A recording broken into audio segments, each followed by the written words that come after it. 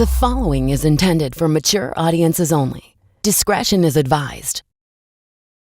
Thank you so much for downloading this episode of So What Do You Really Do, the podcast where I, your host, Deadair Dennis Maler, talks to artists and entertainers about their day jobs, and the artist and entertainer on the podcast today is Dr. Ellen Orchid. That's right. Finally have a medical professional on the podcast. That's all I've wanted since day one. Side note, Ken Chong, you still have a open invitation to always be on this podcast, all right? Doesn't matter how many other doctors I have, I'm still aiming for you, sir. All right, anyway, but no, Dr. Ellen Orchid, she's a psychiatrist and has a PhD. She is featured in the documentary By Day, By Night, which we talked about. We talked to the producer and writer of it, Claudia, in a previous episode. And of course, we're going to be having some of the people featured in the documentary on the program in the next few episodes. And this is one of them. It was really great talking to Ellen. She has been in the comedy business almost as long as I've been around, in addition to also being a doctor for longer than that. So that is a rich history that we were able to dive into. It was fun. It was interesting. She has a lot of great stories. And you know what?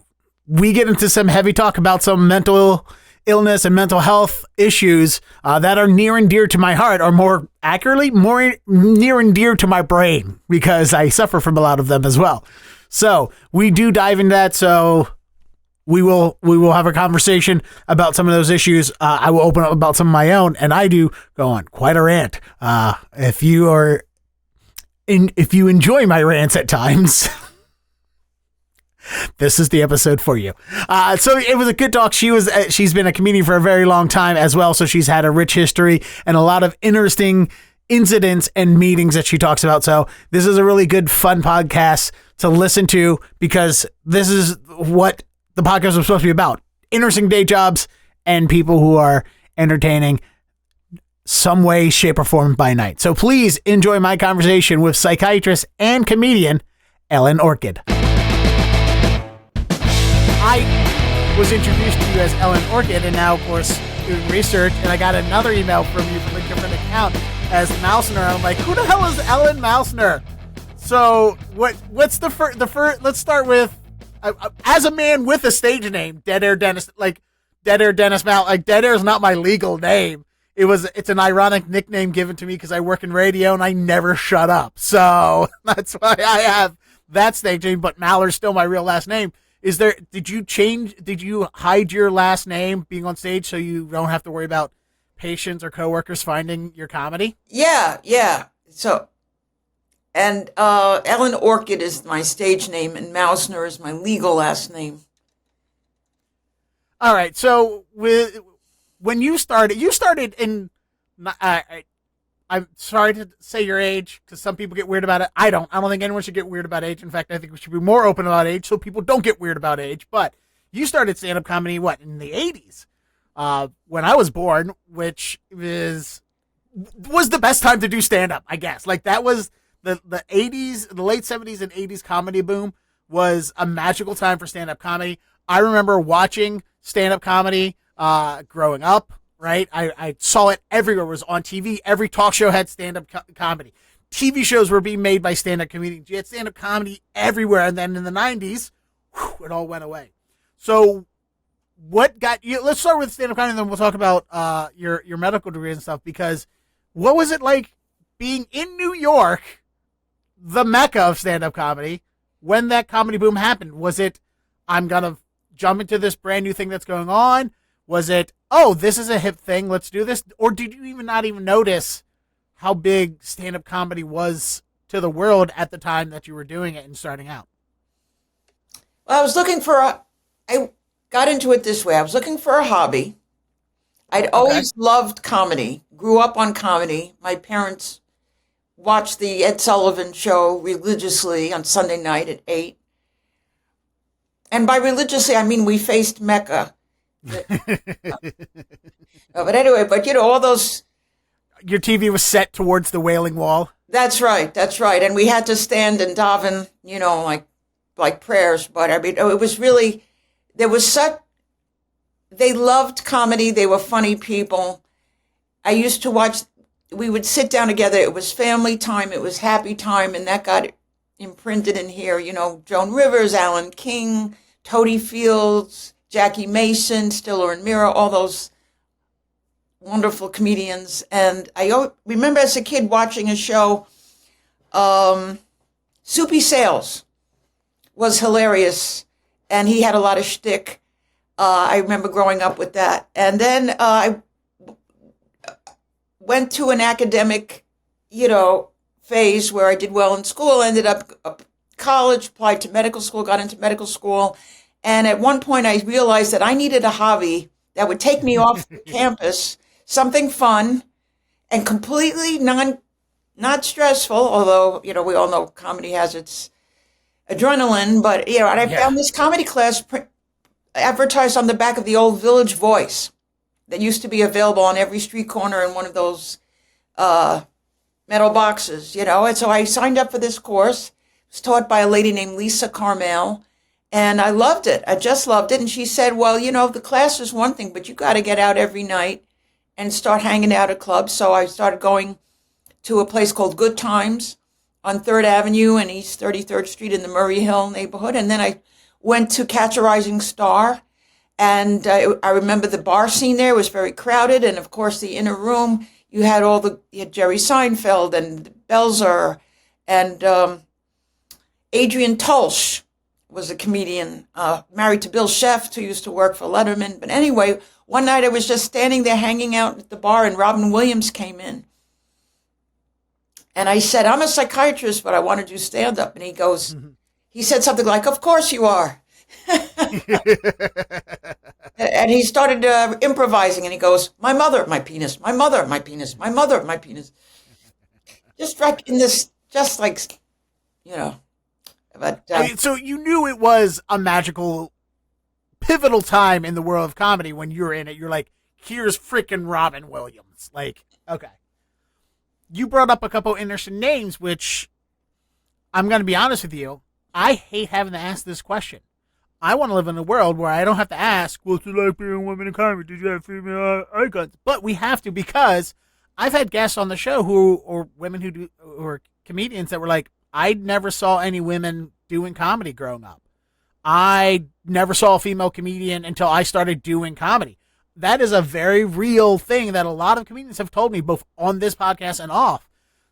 But you mentioned, like, Stiller and Mira, Lisa Corey, the person that was your teacher.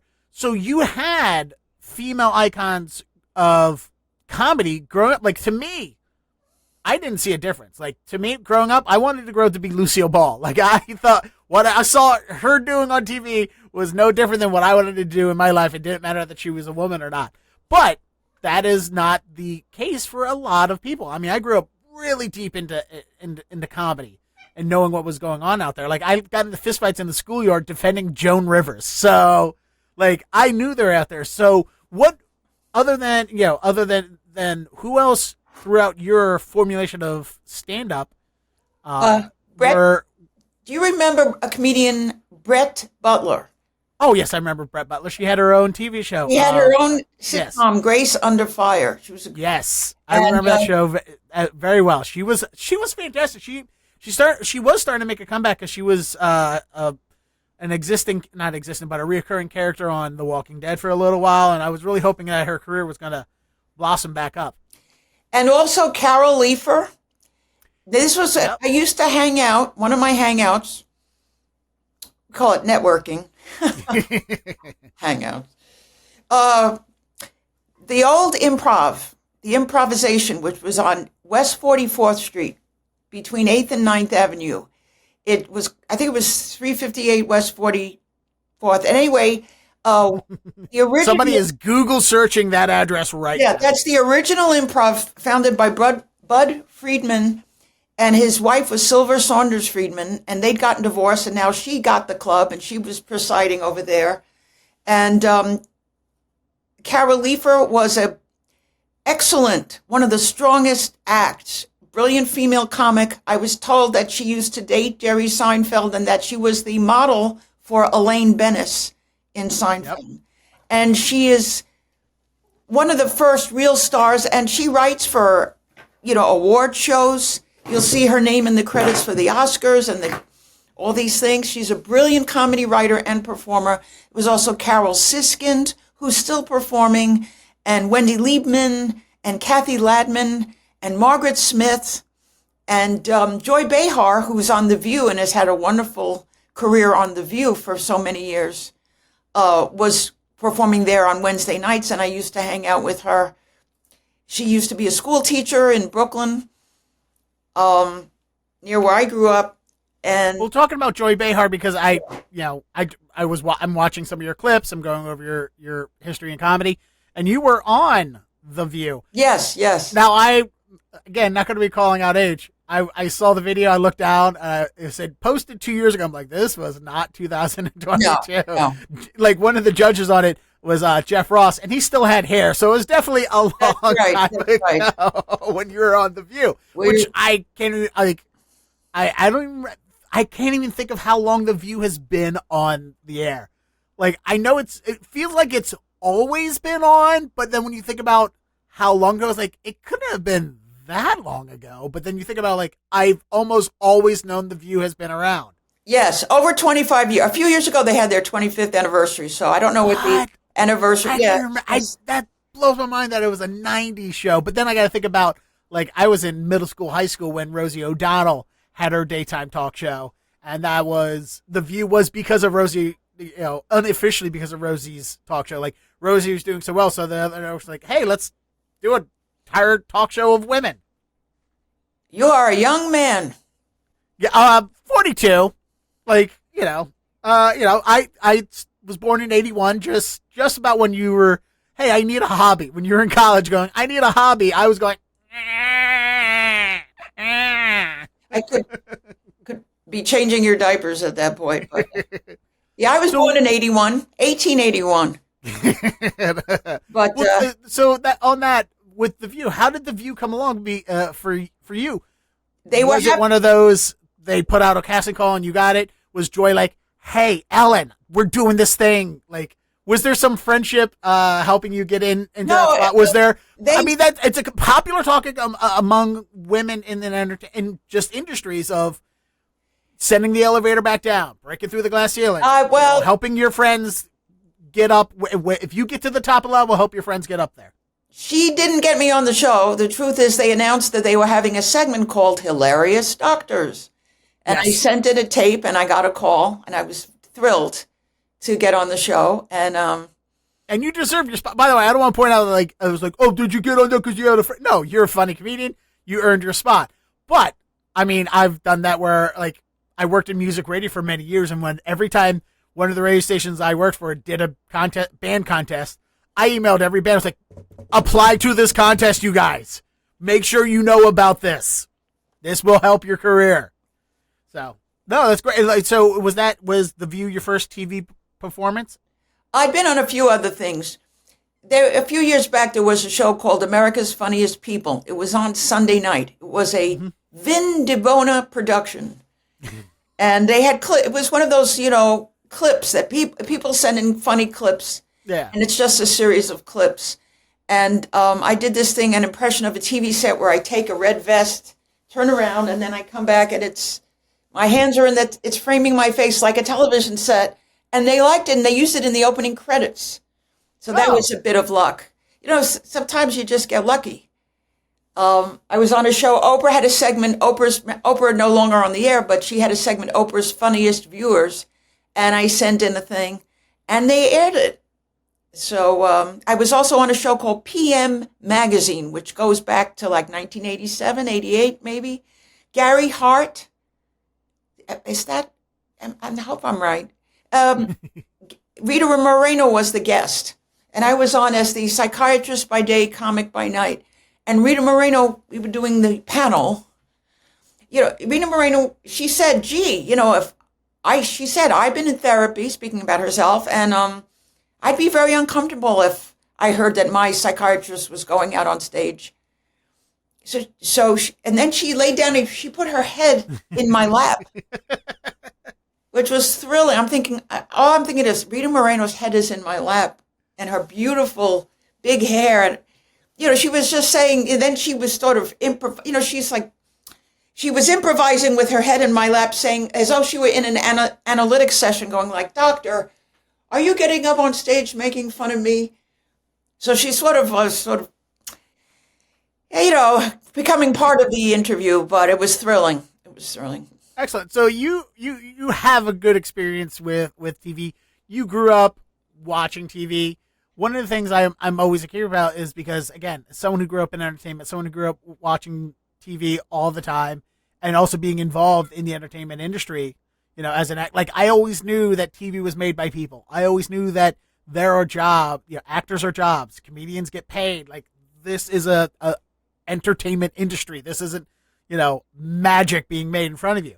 So there's a lot of things like TV magic spoiled on me because I'm like, oh yeah, I already understand all that. Like there was never the moment where I was like, oh, I can make comedy a career. I was like, yes, it was already a thing that I knew. Was that something that when you started doing stand-up and started getting some of these earlier TV spots on things, was there still that magic of you like, oh my God, this is my dreams coming true? Whereas me, in my head, I'm like, I'm a comedian. I should be on TV. Like I should have these segments. You should bring me onto these things because that is what the job is. Or did you still hold on to that dream of that this is a fantasy world, that these are dreams come true? It's funny. I always felt a certain thrill. I mean, it's a business, it's technical, it's political. We know it's an industry, but for me, the thrill of television, the thrill of reaching all those people, all those little people in the dark. Norma Desmond, I don't know, it still seems magical to me and remarkable, but I'm down to earth. I still aspire to, I sure would love to do a late night spot on Colbert or Fallon or Myers or any of those, I also was on The Sopranos playing a psychiatrist. Yeah, I saw that and I was like, typecasting, like, come on, like, hey, we need a psychiatrist to play a psychiatrist. Like, look, Ellen's got range. She can do something else. How was it working on Sopranos? Oh, it was, talk about thrills. I was already a fan of the show. So to go to Silver Cup Studio in Long Island City and go to the studio, and I was there for 3 days. The first day is a wardrobe fitting, and they take such pains to try different. I was playing a psychiatrist, so they took out all these suits, and I had brought a watch and a suitcase, and they go, no, you don't bring your stuff. Oh, see, my experience with acting is the exact opposite because I do mostly background. So it's like, hey, bring your own clothes, and if we don't like them, we're going to send you home. So make sure you bring options. Right. I've been on the set with so many, like, exactly. suits, the hanging suit things where it's like, please like something on this. I need this money. That's right. And you get paid for extra changes of wardrobe and all that. I bought all my stuff because I've done a lot of background work, but they just said, and they brought out trays, velvet trays of watches and earrings, and they're holding up the earrings. And I kept thinking, I have one scene, and look at the care and attention to detail. The atmosphere was charged. It felt like everybody was on their A game. Everyone felt they were trying to do their best. And then you get to the set, and we had a rehearsal, and I even had my own little dressing room for a few hours with my name on the door and my character's name, Dr. Sharon Zalutsky. What a stretch. Like, you know what? We need to play this Jewish doctor, a Jewish doctor. I said, look, I even went to medical school to prepare for this role. Talk about method acting, commitment. I'm not phoning this in. Daniel Day-Lewis, if you didn't go through 8 years of school and $250,000 in student loan debt, then you really should have quit acting, you hack. That's right. No, I was very lucky. I had also prepared for it. I prepared my audition, and then when I got the call back, I wore my badge from my day job, from my hospital job, with my little photo ID.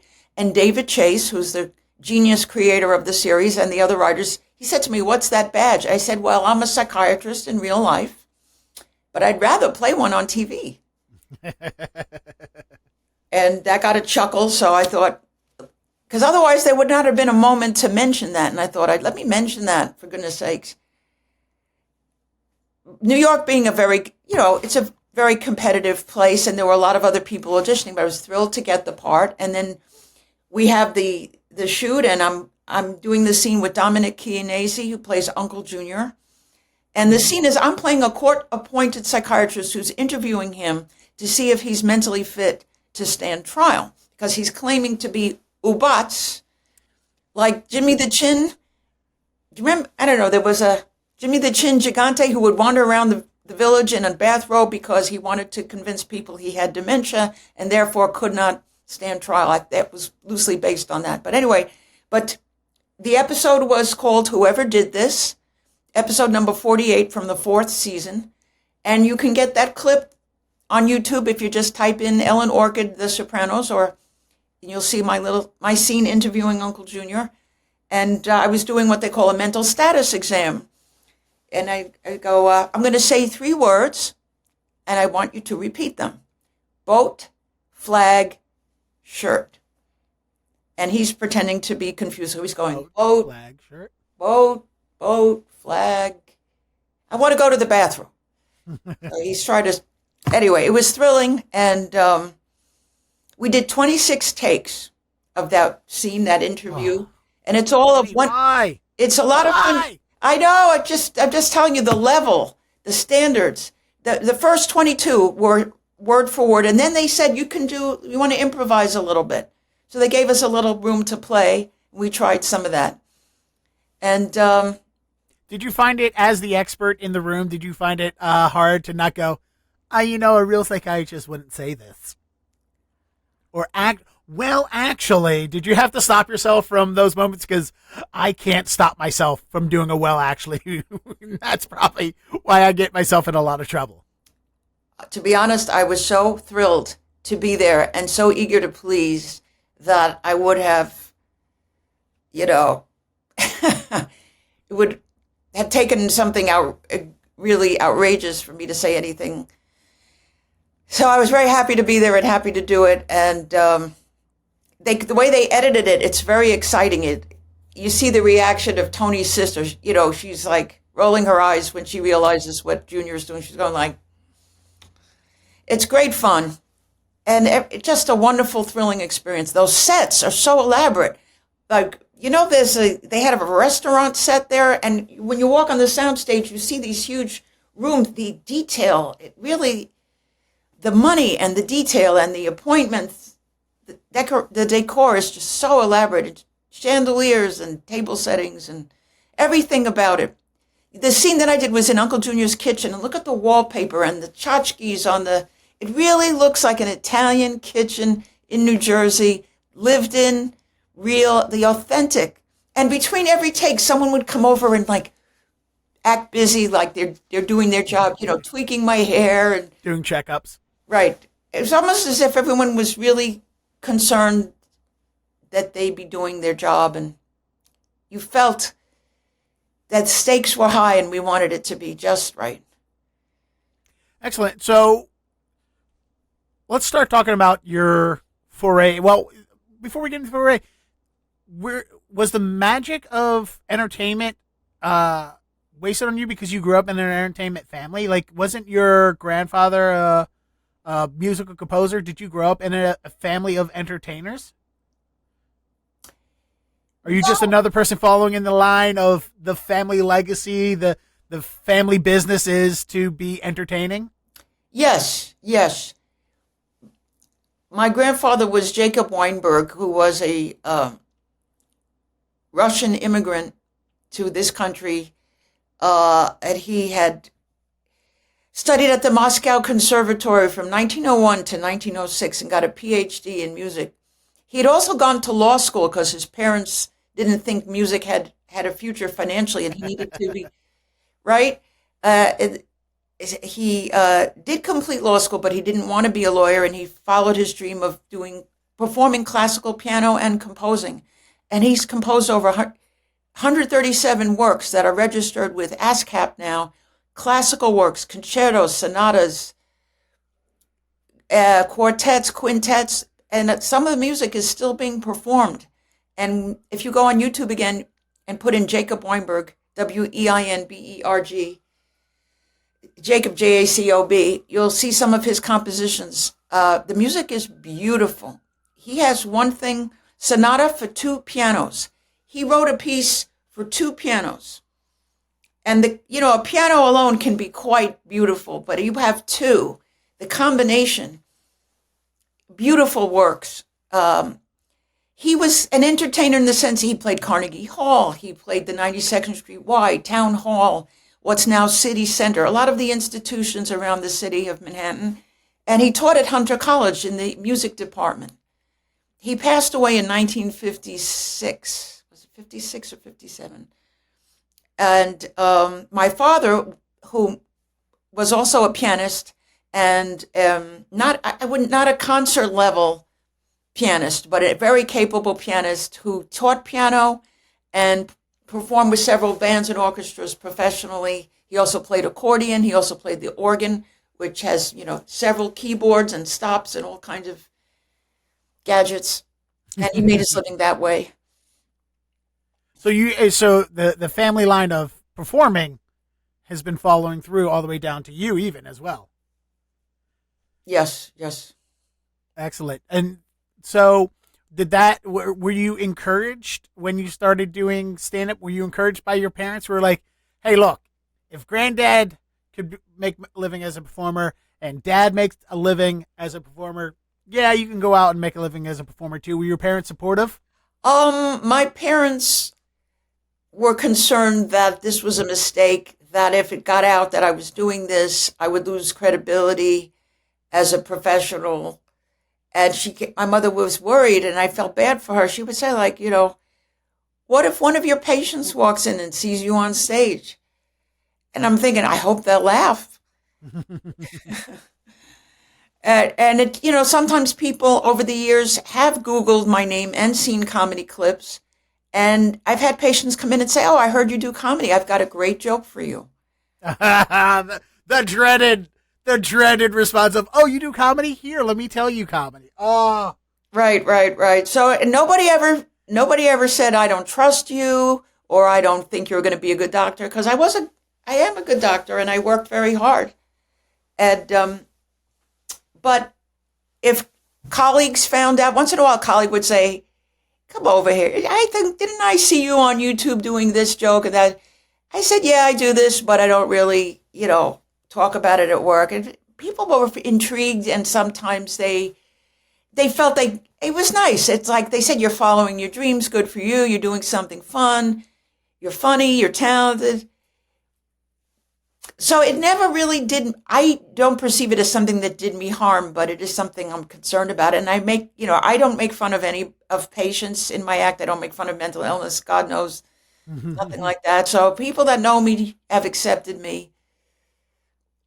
Well, that's good. And then, talking about being a good professional doctor, it came from having to go to school for this. So what was what got you into psychiatry? Because some people they get into the medical profession because they live with somebody that had a medical issue, or they had some kind of medical issue growing up, and they're like, oh, I want to help find a cause for this. Or they knew somebody that did. They're like, I want to help other people because I couldn't help so-and-so.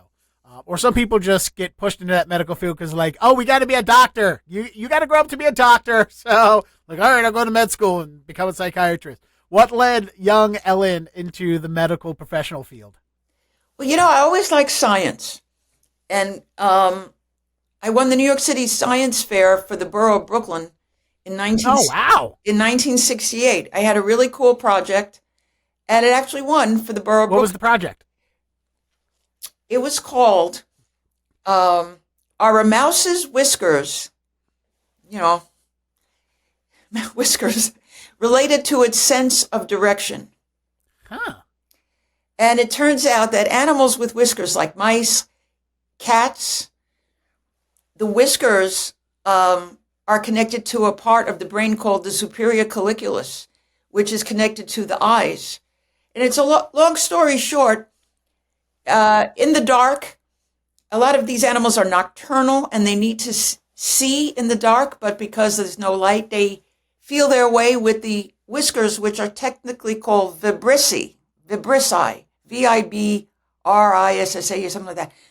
Each whisker is attached to a cell, a receptor cell, a sensory cell that sends a signal to that part of the brain that's interpreted visually. So an animal can find its way. We had mice, and some of them, we clipped their whiskers. We didn't hurt them. Hope. All right, no, I get you. It's the six. It was the 60s. It was a different time. It was a different time. Like PETA wasn't around as much. No, it's fine. So much guilt. Anyway, we clipped the whiskers on one side, and they would not be able to find their way on that side because they couldn't feel the surface of the wall. They could feel the wall with the left side. And then we had a few mice, so we clipped the whiskers on both sides, and they couldn't make any headway into the maze. They didn't get very far at all. We had this maze that was covered with red cellophane to block the light. And we timed them, the different mice that had different arrangements of whiskers, how long it took them to get through the maze. And the ones that had a full set did fine. The ones that had only half a set took much longer, and the ones with none didn't get very far at all. So how old were you when you did this test? 14. What? 14. I was walking around Camden Yards, at Oriole Park at Camden Yards, with a tray full of lemonade, screaming, "Lemonade, here, come get your lemonade," and not able to paint my baking soda volcano. Like, how did you do an entire animal experiment at 14? Well, our teachers helped us a lot. The biology teachers. Let's be honest, the teachers helped us a lot. No one does it alone. As they say at the Oscars, no one does it alone. It's a team. It's a collaboration. My mother, my marvelous, brilliant mother, let me have a terrarium or a glass case full of white lab mice, those mice with the pink eyes. God bless her. She was a meticulous housewife. And that she would allow this to be in the house with a cover, of course. I know she wasn't thrilled about that, but we had to keep them somewhere at night or on the holidays, on the weekends, and feed them. We couldn't leave them overnight at school, or on the weekends rather. But anyway, she was ambitious for me, and we won. And the prize was a set of the World Book Encyclopedia. Remember the World? You may be too young. Now it's all online, but we used to have these encyclopedias. So I was good in science and I got good grades and I studied all the time. I was a real nerd. And as I say in my act, my parents not only helped me with my homework, they sent me to Kaplan's. I don't know if you remember Kaplan's, the tutoring school where you test prep. Yep. I am so old that my teacher was Stanley H. Kaplan, the guy who founded the company. Wow. I mean, at least you're getting the best help. Like learning Hebrew from Moses, I'm telling you. I was very lucky. I had great teachers. I was ambitious, and then I ended up getting into a good college, and I went to medical school. I went to Albert Einstein. What college did you go to? I went to a small women's college called Goucher College. In Maryland? In Towson, Maryland. That's right. Yep. Oh, I'm from Baltimore originally. I may live in Boston now, but I am well familiar. I dated a lot. Well, I went on one night stands with a lot of women from Goucher in my early 20s. So, why Goucher, though? I got a full scholarship. Okay, there you go. The school that'll pay for it is the one you go to. I like that. It helped. It helped a lot. My parents were not very affluent, but we were, and it was a beautiful school, a small campus. It was at the time it was all women. Now it's co-ed. It used to be the sister school of Johns Hopkins. Mm-hmm. And I used to take the shuttle bus into Baltimore and study in the library at Johns Hopkins. Oh, so what was? Oh, I get someone else's perspective than my dad's on what Baltimore in the 70s was like. And we went you just moved from New York. Like, you grew up in New York. Yeah, New Brooklyn. York City. Yeah. What was it like being at college away from your family for the first time in an unknown city, 200 miles away? Growing up in a completely different environment, like, what was Okay, I'll tell you. I'll For tell you. younger, what was the comparison of like New York City 70s to Baltimore Okay, in the well, 1970s? the pace on the campus, in this sort of a suburban or almost rural atmosphere, the pace was so much slower than I was used to. I heard silence for the first time. I had never heard silence before. I was like, "What is that?" It's like this pulsating on my eardrums. It's silence.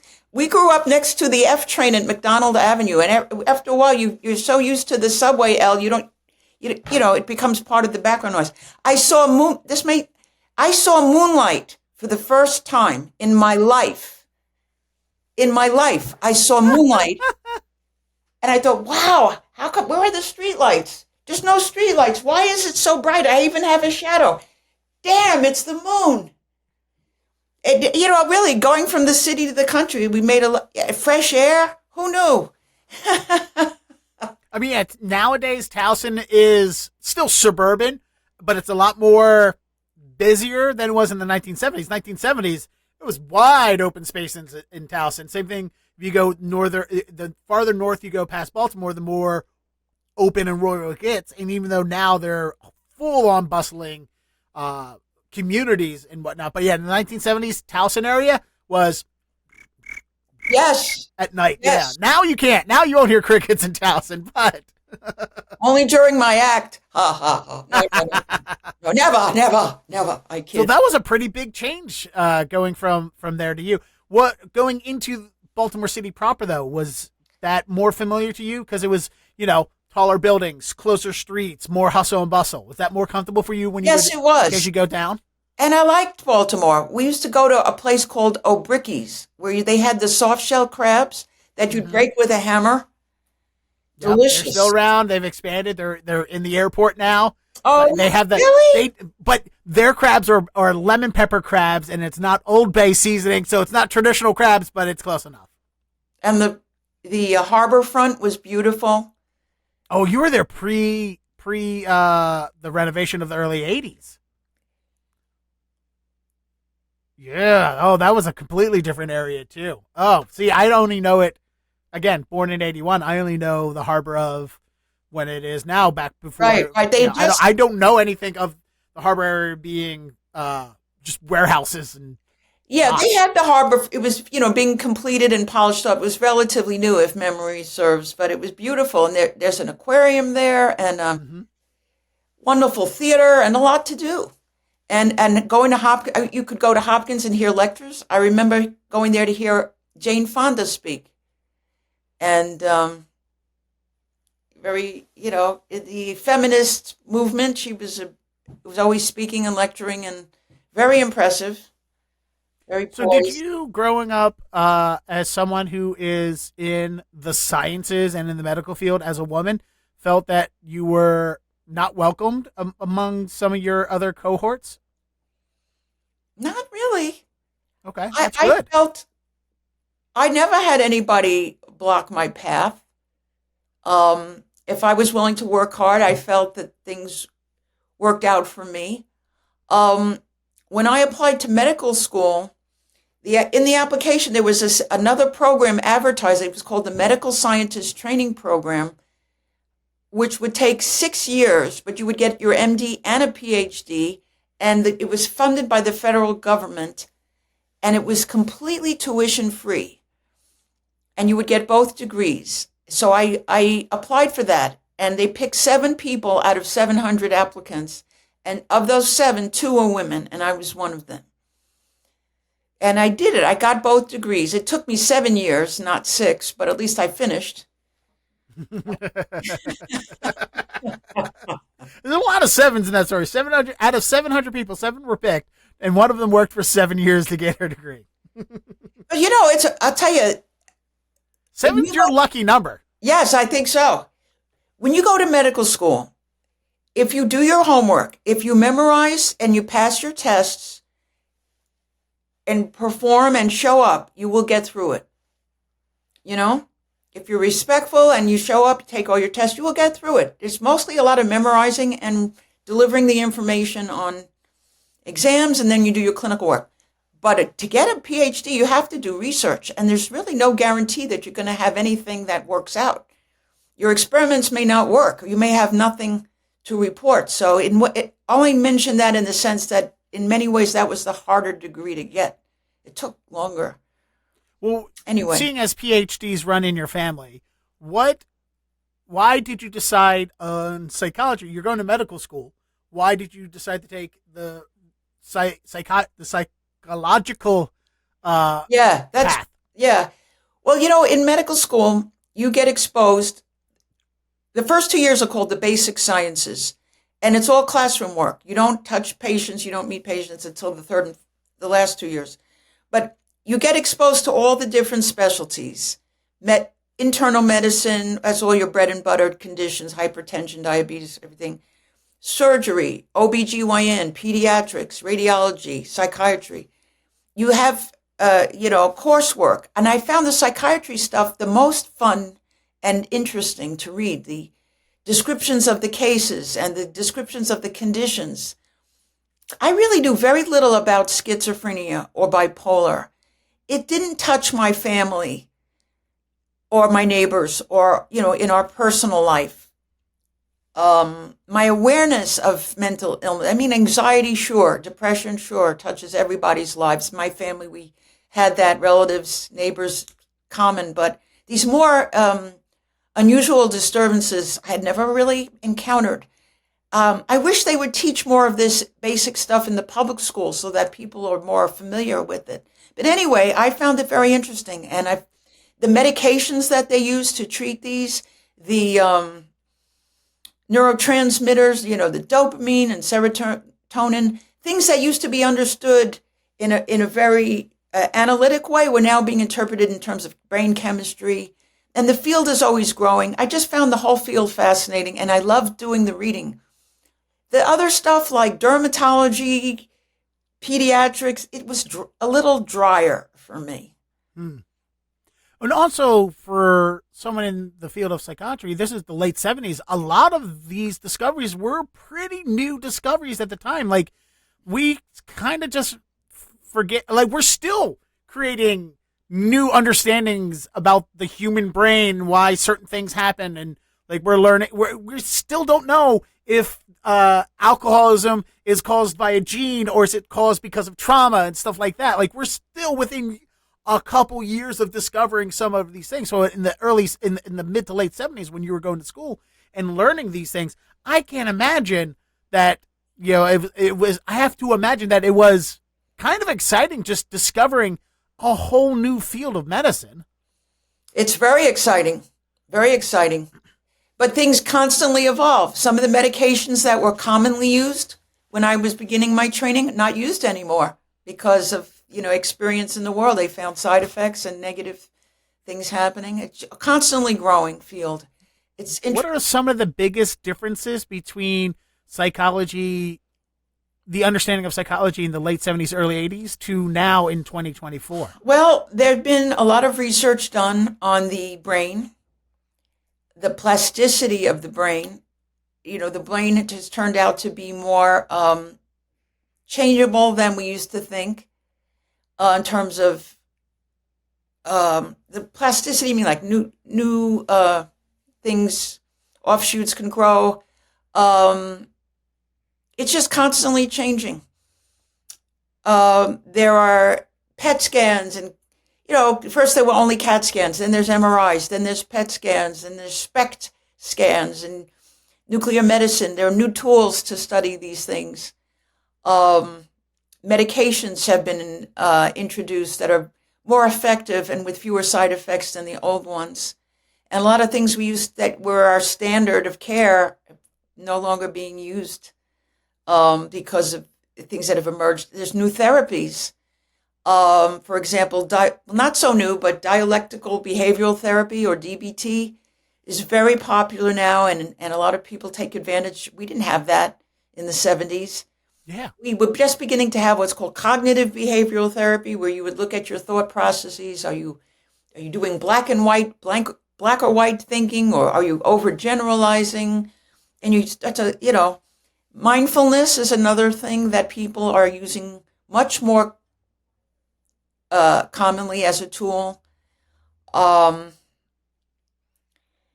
so many changes, and things like ketamine. All right, I'm curious to hear your opinion on the ketamine study. Do you think it's still too early to have a definitive idea of where it works? Because I'm gonna say I think it's mumbo jumbo. I think ketamine therapy for treating it. I don't think that's gonna work. But the same thing with like the people are like, oh, microdosing and stuff like that. That doesn't. But also, I went to 6 years at community college and didn't graduate, so I'm a dummy. So you're the expert in the field. You're more than welcome to tell me is like there's promising things, or what is the different drug therapy. Well, I've had patients who, on their own, have signed up for ketamine infusions, and I did not refer them to that. But people who've experienced a lot of trauma, abuse, sexual abuse, verbal abuse, and loss, and have reported to me that they find it very helpful. But you have to be careful. If you're on certain medications like what they call the benzodiazepines, common things like Xanax, Klonopin, Ativan, you have to let the people know there are interactions that you want to avoid. But this person has had a series of ketamine treatments and said that it really helps sort of dissociate her memories from the pain attached to them.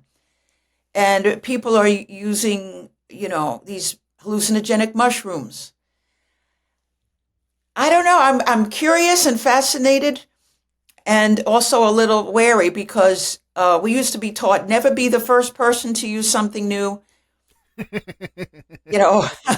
But people are having a variety of experiences. And, you just want to be cautious and just keep the communication open and I would say, proceed with caution. Well, this may not be your area of expertise, but I think a lot of the apprehensions with these treatment is because we can't do actual studies on it because federally these are illegal narcotics. And so we can't do subject tested field evidence, peer-reviewed stuff. So are you a proponent for not necessarily lobbying, but are you someone who is like, I'm in favor of legalizing these things just so we can actually find out whether it's true or not? I think testing would be a very good thing. I mean, yeah, absolutely. The more testing, the more knowledge, the better. Is there any conversations like that amongst the medical community people where they're like, hey, we got to find a way to make this stuff legal because if this is a potential way of treating people that we've never been able to, we have to find a way to get Congress, FDA, whomever, behind letting us test these things. Is that a conversation that's being had in the medical journals? Well, the testing is very important. And, testing can be expensive. You have to hire people to do it. You have to select subjects, evaluate the subjects, screen the subjects. It's labor intensive, time intensive. So you have to have resources to provide the funding for it. But I think these things should be all tested, all of it. And you need to have a mother who's willing to let you have a giant terrarium full of white rats run around the living room. The more we know about these things, the better. Excellent. So over your years of as a medical professional, was it necessary for you to find a way to relieve some of the heaviness that you would be dealing with every day? Is that what drew you to comedy, as needing to find a hobby? Yes, absolutely. You're exposed to people's histories and all the sadness and all the emotions, and you have to be tough and stay professional. But at the end of the day, it's hard to shake it off. And to have a hobby where you go to a club and it's lighthearted and fun and people are funny and creative and the stakes it's not life and death anymore. You don't need malpractice insurance. Let me write that down. That's pretty funny. Yeah, the comedy malpractice, someone boos you off the stage. Yeah, so you don't have, nobody's been sued for not being funny. But anyway, it also gave me a chance to use another part of my brain, my personality, and to be funny. I was always a funny person, but didn't always have an outlet for it. In medical school, I remember we took a class, gross anatomy, and there was a skeleton hanging at the back of the room, and I would come in early and like put cigarettes in its mouth, put lingerie on it. I don't know. And then nobody was amused. Yeah, you sound like the kind of prankster I was, where like I, removed the hinges from my creative writing teacher's door. So when she opened it up after class, it fell down and scared her. Unbeknownst to me, though, it gave her an aneurysm, and then we never saw her again. So, Wow. yeah, I was a monster growing up. That's. But what I made a nun so mad she slapped me in the face because I wouldn't stop singing the lyrics to "Fiddler on the Roof" during Catholic school. That is not, she should not have been slapping anybody. I'm so sorry. Sorry about that. No, I brought it on myself, but I'm sure having somewhere to go to keep the mind busy instead of sitting alone in the dark, dwelling on everything, was Right. incredibly helpful for you. That's right. Is there creating a hobby or creating for lack of a better word, a distraction? Was that also maybe something that you used to help some of your patients? Was that something that you saw helped you and were able to pass that along during your therapy? Well, you have to be careful with, I'm always concerned about what I'm saying and how it might be misunderstood. And people in distress, which was like everybody, Yeah, no one's coming to you because they're having a great day. including the staff, the sense of humor was not front of mind. But I often have said to patients, like, say, doing an evaluation, I say, what do you do for fun? What makes you happy? If you go on YouTube, what draws your eye? What cheers you up? And they'll talk a bit of, they may have been so blue, they haven't thought about that in a long time. I said, when you were a kid, what made you happy? What hobbies or interests did you have? And then I would say, there's a lot of free content on YouTube, comedy. I'd even say Joan Rivers. These things, you just get into a different frame of mind. It will put you a reset. It'll put you in a lighter frame of mind. It may be not at first, but give yourself a break from the things you're thinking about, from what you're going through. Do it regularly. I don't steer them to my act. Yeah, you don't want the competition. No.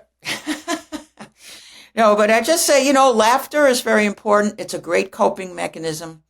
And we forget that when we have carrying the weight of the world, or we're grieving a death or something, we don't feel like we should be happy.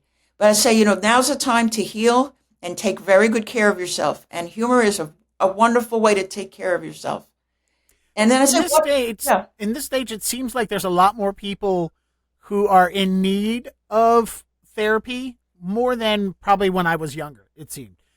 Do you think, in your professional opinion, that is because people are in need of more therapy? Or is it because we are now better able to diagnose these issues and we're removing the stigma that used to be attached to seeing a therapist? So is the increase in therapy this day because more people need therapy, or we're recognizing more people needing it? Excellent question. I think it's both. I think because of the more open dialogues about mental illness, it's reducing the stigma, which is fantastic. And we have to talk about these things. That's the first step. Knowing that you're not alone, knowing your condition has a name, knowing that there are chat rooms and websites and you can discuss it, that there's nothing to be ashamed about any more than you'd be ashamed about having diabetes or an ingrown toenail, And then also the pandemic, when people had to be isolated, it took a real toll on people's energy and minds. Being alone in a home, or even with loved ones, but not being able to go out, people became more anxious, more ruminations, with less stimulation of going out to work and walking around the block and seeing your colleagues at work, working remotely. You see a lot more anxiety, depression, obsessing about the past, decreased confidence. A lot of people thinking they might have ADHD when they really don't, but it's just because they're alone with their devices for so many hours at a time that they're pulled in many directions and they having trouble focusing. Yeah, I'm as someone who I do not believe I have ADHD. I never have. I've never been diagnosed with it. I don't even think there's a cause for it for me, but I do know and have been diagnosed with obsessive compulsive disorder. So, by the way, as someone who lives with mental illness, having the open dialogue about mental illness and mental health is very, very close to my heart. So, like, you can't talk about it enough. I'm so glad to be talking to someone who is a professional in the field openly and also wants. But my biggest gripe is how lightly we as a society take especially OCD. Like, I've written a whole joke about somebody going, "Oh, I have OCD. I have to make sure the pictures are straight." And then my reply is like, "I was late because I can't step on shadows." Like, we're not the same thing. So it's like having that open dialogue of what is very important about OCD. Like, I don't know if you noticed it, but there's been a big, huge recent usage of the term letting your intrusive thoughts win. Like, that's become kind of a meme and kind of a joke. And I'm like, so I'll see a TikTok that has the label, "Oh, my dog let his intrusive thoughts win," and it's him chasing the cat through the house. And I'm like, yeah, when my intrusive thoughts win, it means suicide for me. So please stop taking this lightly as a joke that intrusive thoughts are some kind of, humorous thing. And, it's. I hear you. No, there's nothing funny about that. Nothing funny. Yeah, it's these certain disorders that we have that we take so lightly, and it drives me nuts. That's all. I just wanted to vent. Thank you. Should I have do I owe you now a copay for that? This is very 2-minute rant. Very helpful. There's nothing more painful. OCD is an extremely painful condition. Like, I'm lucky mine is manageable, but there are people who are not manageable about it. And then other people's like, "Oh my God, I have OCD." And it's like, "No, you don't. You don't understand." So as someone who's a part of that field, you sometimes see this lightheartedness about certain conditions, and does it too also bother you? It betrays that they don't really understand that it's a range. You can have a mild symptoms, medium symptoms, and all the way to the most excruciating, debilitating. I have had patients that had lost jobs because they couldn't stop washing their hands or counting the fringes on a rug and couldn't stop checking the stove. I mean, it's a matter of degree, but it can ruin your life, and it needs to be treated and respected. So people should not there's nothing funny about it. A person's lucky if they just have a mild little touch of it. They're even doing surgery on the most severe cases that are so disabling that they're doing brain surgery to certain parts of the brain to try to destroy those fibers and give the person some relief. Oh my, I didn't even know there was. Yeah. There was an option out there. It is but of course I shaved my head, so I don't want scars. So I'll stick with managing it the way I am now, which is going on rants and selling coffee mugs. I joke. I have this merch that I sell. It's hard to see in the camera, but it says, "Not until I've had my coffee." And coffee is scratched out and says antidepressants. That's great. It's the best way to let your coworkers know you live with mental illness, which is so common and pervasive all over the world. And thank God we have some of the medications we have that didn't exist. Imagine all the pain and suffering of the last, millennia because they didn't have any way to treat these things. Yeah, or how many of these things 80 years ago was thought of to be someone being wrong, or they're possessed by the devil. That's for right. God's sake. That's right. Yeah. That's We're right. not that far away from. No, like your grandfather lived during the time where somebody had schizophrenia. They're like, "Oh, he's possessed by the devil. Let's throw water at him and tie him to a bed while we slap him in the face and read the Bible at him." Like, that was clearly within a very. You are so right. At Bellevue Hospital, where I trained, they told us that in the 30s and 40s, they would hose disturbed patients, schizophrenic patients, with cold, cold water to calm them, to stop them. It's barbaric now when you think about it. Terrible things. They used to put people into comas with excessive doses of insulin. They really didn't have medications that worked. Or in England, they'd give them laudanum, like opiate concoctions that would calm them down, but certainly not a cure. Things have come a long way, and we still need better medications that work faster and have fewer side effects. And they're still having things like transcranial magnetic stimulation, something called TMS, that's supposed to help people who don't respond to antidepressants. They're coming out with all kinds of things, but mental health, the research, we just need better products, faster, safer, everything. All the research we can get, we need. It sounds like with someone with your level of intelligence, with someone who has the work ethic that you grew up in a family of immigrants, it's very well known that work ethic is passed along with families that often immigrate to this country. And that's why they come here, because they're like, it's the land of opportunity. If I work hard, it's passed along generationally. And someone who is empathetic as you are, it sounds like the mental health or the medical field was the perfect path for you. This seemed like it was a calling for you. Do you think the fact that it was a calling for you is what made comedy on the back burner a hobby and less of I'm going to work as hard as I can so I no longer have to do this job, that I can focus only on comedy? Do you think it's because of your calling to be someone that is an advocate for people with mental health issues? Well, I care deeply about this work, but I'm really of retirement age. And I'd really like to be more of a journeyman working comedian. I have done one-person shows of an hour. I do one called Punchlines and Prozac. I could really use a manager and an agent to get out there, to help me promote. And I've even written to medical schools and conventions saying, would you like a psychiatrist to do a routine and entertain the crowd? I love that, because I thought about doing the same thing. I have, at age 34, I had 2 heart attacks and a stroke. Oh, no, really? I'm so sorry.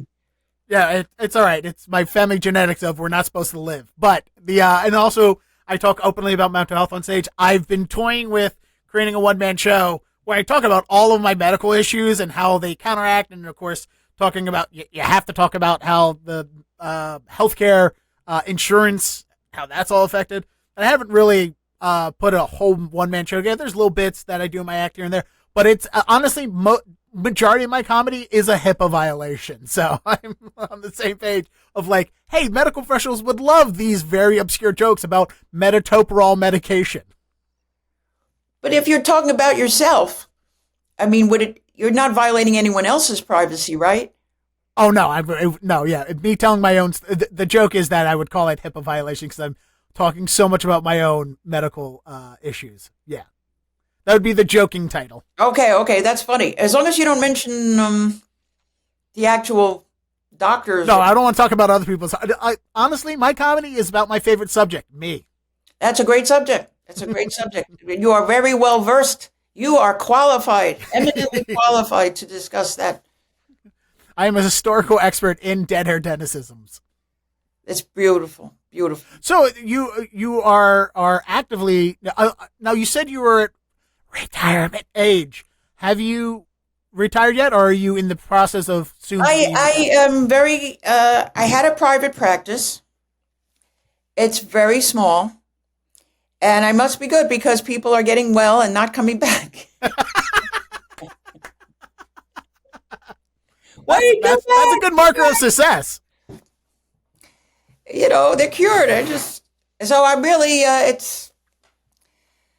I need to. I just. need to. Social Security, I need to retire. I'm too good. Everyone's too happy. That's right. I don't really. Everyone's very stable, and I give them refills, and they don't even remember me now. That's gratitude. No, but anyway. Don't worry. When you become famous, you're never going to forget the little people that you treated to get you where you are. But I am hungry to find the next step. I would love to do a one-woman show, but I have written plays. It's not easy getting a production. You usually have to fund it yourself. I did a show in the United Solo Theater Festival in 2012. I like the solo show format. Maybe that's the next step. I'm not sure, but I feel I need some collaborators to help out. I love that we're talking while you're at the precipice of your next move in your career. That's because I can't wait to see what it's next. I love talking to people about their dreams and their visions and their hopes for the future of their careers. Like I am not white girl enough to be like, you need to manifest and put it out in the world. But you know what? This podcast is more than welcome to being your open spoken vision board of your future. That's very kind. And given that permission, I don't know. I'd love to write a sitcom or have a Zoom show where people can come in and ask their questions, psychiatric questions. And they can, they don't have to give their names. They can block their video. And it could be a place where people could listen in and learn something from someone else's question. But we wouldn't, but you have to be careful.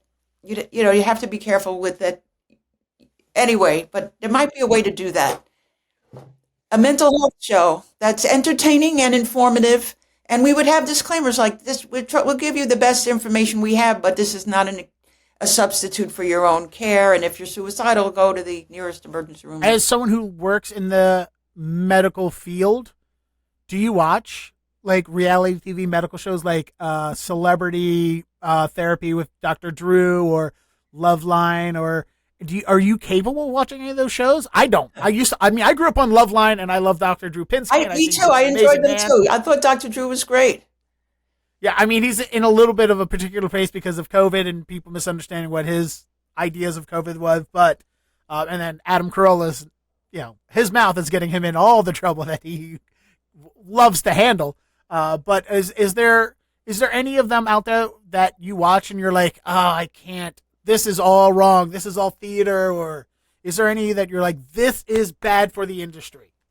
Well, there was a show. I know we've talked so positively. Now I'm like, hey, all right, let's dish and talk trash about certain shows. Well, you mean like fictional scripted shows like New Amsterdam or Grey's Anatomy?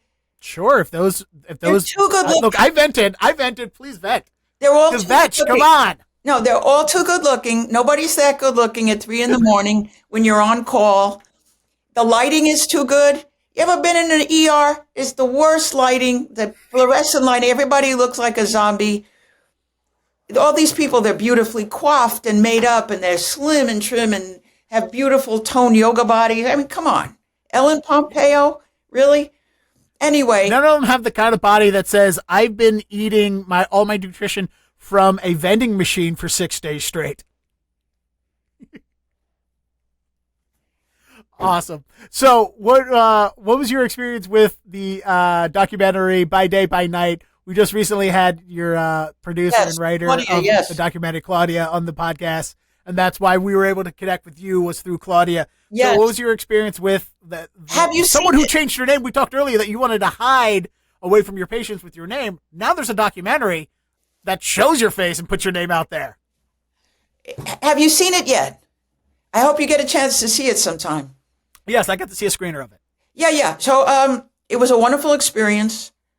Getting to meet the other comedians was very eye-opening, and to learn about their lives and careers and challenges, especially Mitch Shapiro, who has this syndrome, Usher syndrome, where he has, it's all in the film, he has visual and hearing impairment.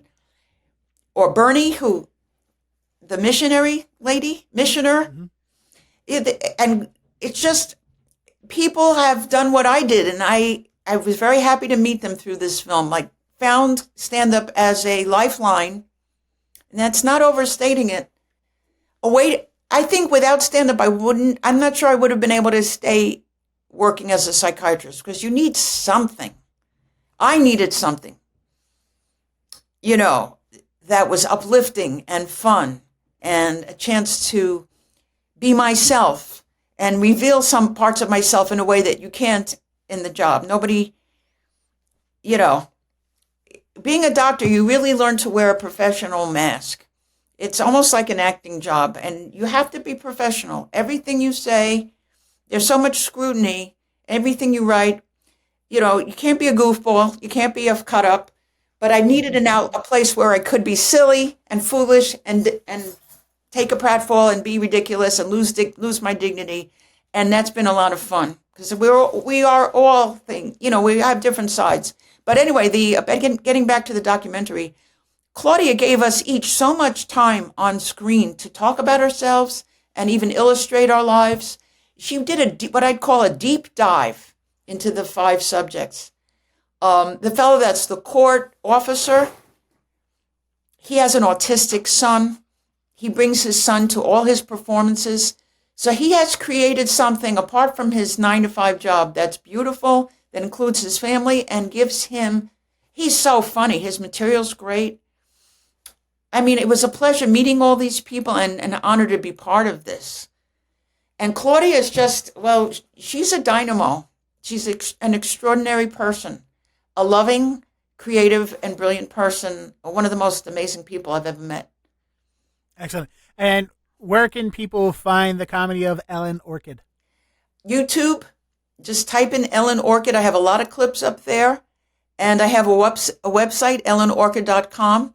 And I will be posting upcoming gigs on that very soon. And on the social medias, Ellen Orchid as well. Oh, yes. Orchid, just like the plant that is very difficult to keep growing. I know. I worked in a garden for a little while. Did you really? Yeah, in college. That's how I paid for college, working at Home Depot, selling plants. Good for you. That's excellent. Resourceful. Ellen, it was great having you on. I'm glad we got the time to talk. And thank you, Dennis. That we got to talk openly about mental health and the necessary need for more of it. So thanks so much. Thank you. Thanks a million.